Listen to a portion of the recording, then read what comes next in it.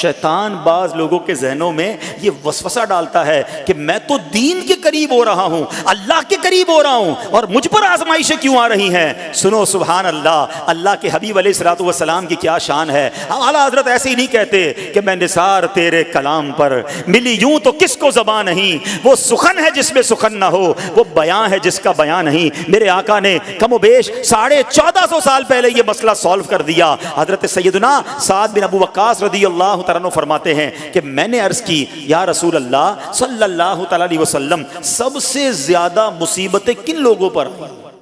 گلی مکا دی نا، پنجابی بچ کہتے ہیں نا، گالی بات ہی ختم کر دی۔ حضور یہ بتائیں سب سے زیادہ مصیبتیں کن لوگوں پر آئیں؟ پیارے آقا نے فرمایا انبیاء پر۔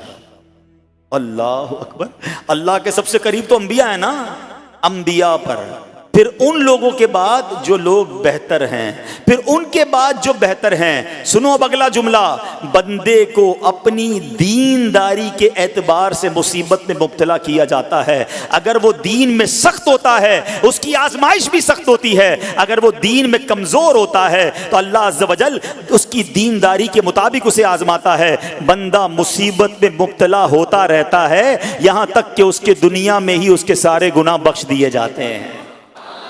گویا اللہ کی یہ رحمت ہے کہ بندہ بڑا نیک ہو رہا ہے، رب چاہتا ہے کہ اس بندے پر آزمائش بھیجوں، میرا نیک بندہ صبر کرے، اس کے گناہ معاف ہو جائیں اور میرے پاس آئے تو اس کو جنت میں داخل کر دوں۔ اللہ اکبر۔ اے پیارے اسلامی بھائیوں، یاد رکھنا، اب جو میں نے ایک سوال قائم کیا تھا نا کہ یار میں تو دین کے قریب، میں تو اللہ کے قریب ہونے کی کوشش کر رہا ہوں اور ایک کے بعد ایک آزمائش آ رہی ہے، یہ کیا ہے؟ اب ایک اور حدیث سن لو، سبحان اللہ۔ حضرت سیدنا انس رضی اللہ تعالیٰ عنہ سے روایت ہے، سرکار والا تبار، ہم بے کسوں کے مددگار، شفیع روز شمار، دو عالم کے مالک و مختار صلی اللہ تعالی علیہ وآلہ وسلم نے فرمایا، جب اللہ عز و جل کسی بندے سے محبت فرماتا ہے، سننا ذرا غور سے، اللہ عز و جل جب اپنے کسی بندے سے محبت فرماتا ہے یا اسے اپنا دوست بنانے کا ارادہ فرماتا ہے تو اس پر آزمائشوں کی بارش فرما دیتا ہے۔ اللہ کریم اس پر محبت بھی فرما رہا ہے اور آزمائشیں بھی بھیج رہا ہے۔ دوست پر آزمائشیں کون بھیجتا ہے؟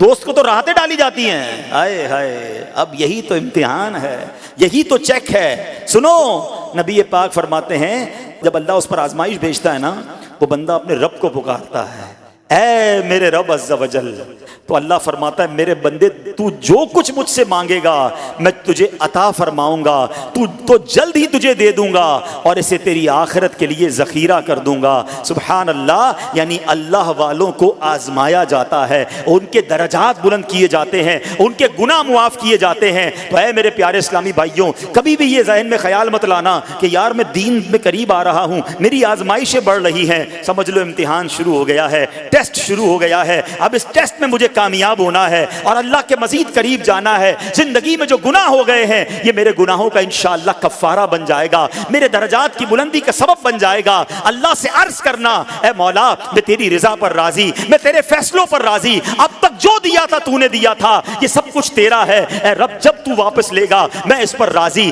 جب یہ ثابت قدمی نصیب ہو گئی، پھر دیکھو غیب کے خزانوں سے کیسا آپ کے دل پر سکینہ اترے گا، پھر کیسا آپ پر رحمتوں کا نزول ہوگا۔ تو اے میرے پیارے اسلامی بھائیوں، مصیبتیں آ چکی اور آنے بھی والی ہیں، پہلے ذہنی طور پر تیار رہنا، مگر صبر کرنا۔ یہ چند دنوں کی، چند گھنٹوں کی، چند لمحوں کی مصیبت ہے، مگر یہ تمہارے درجات کو بلند کر دے گی۔ رب کریم صبر کرنے والوں کو پسند فرماتا ہے۔